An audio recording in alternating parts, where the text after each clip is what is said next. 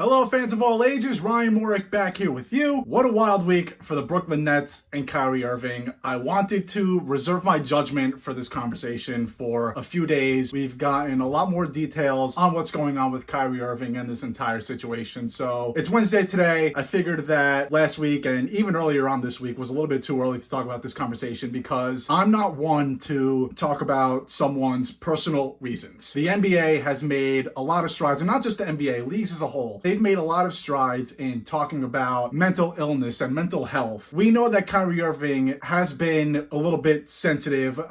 I'm trying to find the right word to use here, but we know that he's been, I guess, a character, quote unquote. So I didn't want to say anything about Kyrie because when someone leaves for personal reasons, you never know. God forbid something really bad happened to Kyrie Irving. How bad would we all feel by attacking this guy? But obviously, things have since changed. There are now videos of him partying it up 10 minutes away from where I live, so good looks on the invite, Kyrie. All kidding aside, though, this guy, his mind is wandering. He is throwing his team under the bus. He is throwing his head coach under the bus, his owner under the bus, his GM under the bus. Steve Nash has to sit at all these press conferences, and Kevin Durant has to sit at these press conferences, and his teammates have to sit at all these press conferences and try to explain why their second best player, who already didn't play in most of the season last year, he only played in 20 games last year, why he's not with the team right now. Even the Nets, they didn't talk about it at all. Steve Nash said that he had talked to Kyrie, but he was going to keep their conversation private. Same thing with KD and the rest of the teammates. And now we're seeing videos of him partying with no masks or anything like that with his family. There was a picture that came out last night of him on some Zoom call. My question is, and the first rumor was that it had to do with the Capitol riots. And obviously, I think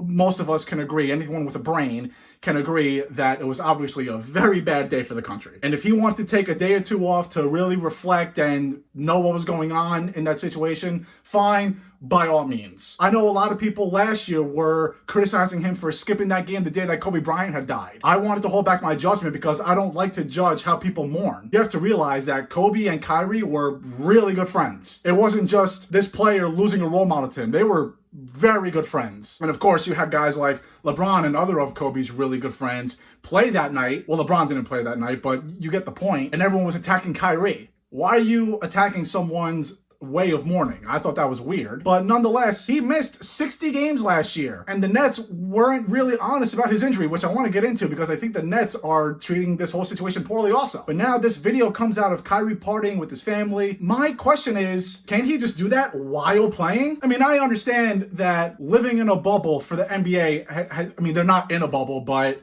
you obviously take risks by A, getting infected, and B, missing time of the season by going out and hanging with your friends and family. We heard Joe Judge's rant about that with the Giants upon their season ending. He was preaching about how there were so many sacrifices that had to be made by the coaches, the players, and their families about canceling holidays and birthdays to get the season to be successful. The NBA has had clear issues on coronavirus. So Kyrie's personal reasons, what are they right now? There was a report that said he simply just didn't want to play. And you know what? If you don't want to play, fine. That's your prerogative. But he better not be making all this bread. He's making what, $33 million a year? I hope that if he just doesn't want to play, he's either letting the Nets keep that money or donating it. And I mentioned how Brooklyn treats Kyrie. And this might be a stretch here, but I think the Nets treat Kyrie like the Yankees treat Gary Sanchez. And this has been my thing with the Yankees and Gary Sanchez for a long time. The Yankees feel that Gary Sanchez is their baby, their prized possession. And they backed him up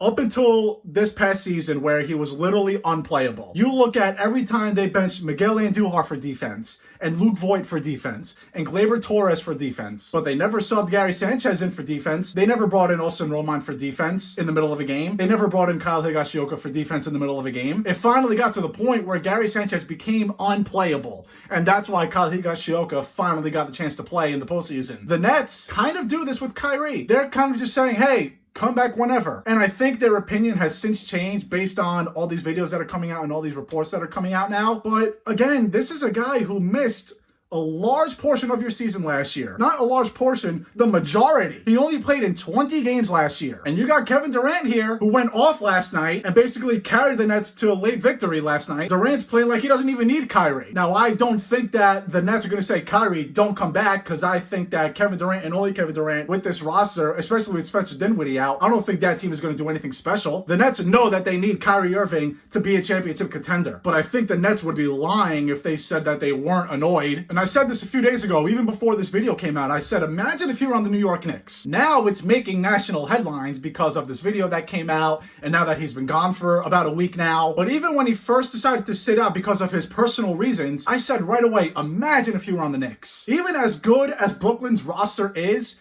they will never get the media attention that the New York Knicks get. Never. That's just the way it is. That's Manhattan versus Brooklyn. That's the New York Knicks being an historic franchise. But obviously, things have changed. Now it's national headlines. Everyone's talking about it. Stephen A. Smith said that Kyrie should retire. Honestly, I'm with him. If he's just going to leave his teammates under the bus, if he's going to leave them in the dust, force Steve Nash and Sean Marks and the owner, Joseph Tsai, to answer all these questions, and Kyrie probably isn't giving them much answers, honestly, and then the story becomes, hey, maybe something happened to Kyrie Irving's personal life where he really needs to do something and sit with his family and collect his thoughts, and then he'll come back eventually. Now he needs to quarantine and he's partying, he's breaking the protocols. So now whenever Kyrie decides to come back with the team, he's gonna have to sit out another week because of all these protocols. The story and the script has totally flipped on this thing, and it really makes you wonder if having Kyrie Irving on this team is worth it. And like I said, the Nets need Kyrie Irving to compete for a championship. You look at the Lakers right now, they look better than last year. They're on a different level. Any team with Kevin Durant on it is going to be somewhat good. You put me and 3 of my friends with Kevin Durant, we probably make the playoffs. But we know that this team needs Kyrie Irving and his 27 points a game to make a serious run. But again, with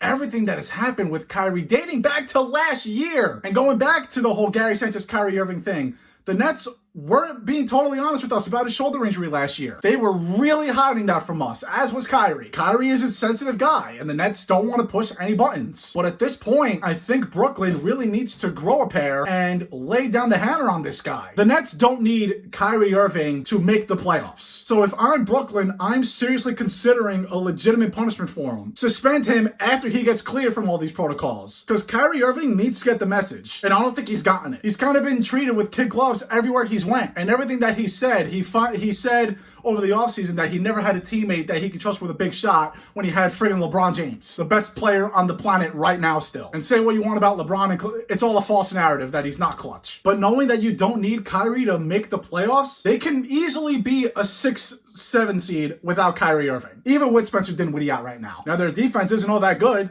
but you got Kevin Durant, you got Joe Harris, you have Karis LeVert, you have scorers, you have a pretty good offense, even without Kyrie Irving and Spencer Dinwiddie, who are your second and third best players respectively. But that's why I really think that Sean Marks and Joseph Tsai, they need to do something with Kyrie seriously. They can't let Kyrie come back and act like all is well. And I understand that Kyrie Irving is going to get a superstar treatment, rightfully so. But I think that course is starting to run out a little bit. He got it all of last season when he missed 60 games for an injury no one really knows much about. It's time for the Nets to treat Kyrie Irving like anyone else on their team. You got Kevin Durant busting his ass off every night. Kevin Durant is still a walking bucket. He clearly does not need Kyrie Irving to be successful on a personal level. He almost had a triple-double last night through 3 quarters. Kevin Durant, in my opinion, is still the second best player in the NBA. And that's even with him not playing for the last year and a half entering the season. But at this point, it's not just Kyrie Irving that looks bad. The Nets are not doing themselves any favors in the way that they're treating this whole situation. You know when Kyrie comes back, they're just going to welcome him in with open arms. And knowing Kyrie Irving, he probably won't talk to the media for a little while.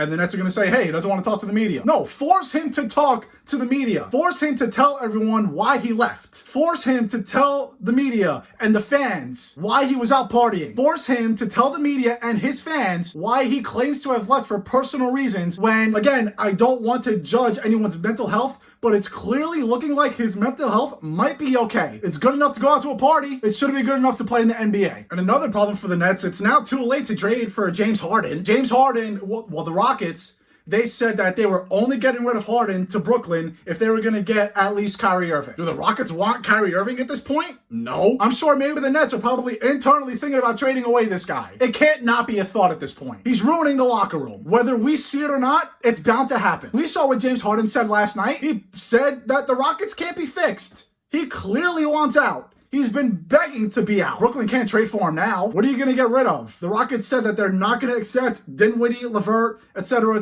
first-round picks. They needed it to start with Kyrie Irving. No shot Houston wants Kyrie at this point. And I'm sure that if Brooklyn could have saw the future about 3 weeks ago and they knew that this was going to happen, and honestly, there should have been a thought in their minds that something like this could happen with Kyrie Irving, I bet that they would have pulled the trigger 3 weeks ago. Easily. Now, I'm not sure what James Harden and Kevin Durant's personal relationship is like. Clearly, Kyrie Irving and Kevin Durant have some sort of special relationship. If they teamed up a few years ago and said, hey, we want to go to the same team together, and then they chose Brooklyn, but I really wonder what that relationship is looking like right now. When Kevin Durant is dropping 30 points a game without Kyrie Irving, grabbing 15 rebounds without Kyrie Irving, dishing out 9 assists without Kyrie Irving. What's that relationship like? What's that relationship going to be like when Kyrie Irving comes back? What's the relationship with the teammates going to be like when Kyrie Irving comes back? Young guys like Karis LeVert, guys who Kyrie needs to be mentoring. Kyrie Irving is a big game performer. He has performed under the lights. He has arguably the most famous shot in NBA history. What's that relationship going to be like when he comes back? So if I'm Brooklyn, I'm trying to find a way to get James Harden, and honestly, I would include Kyrie Irving and beg Houston to take him. James Harden is probably better than Kyrie Irving. James Harden is not a nutcase like Kyrie Irving, and I hate to say that, but at this point, that's becoming the truth about Kyrie Irving. He's out there. And in all seriousness, I hope that his mental health is okay. I would never wish that upon anyone. But it's clear that personal reasons wasn't it. Kyrie, just come back to the Barclays Center, play basketball, and get a ring. Thanks for watching. See you guys next time.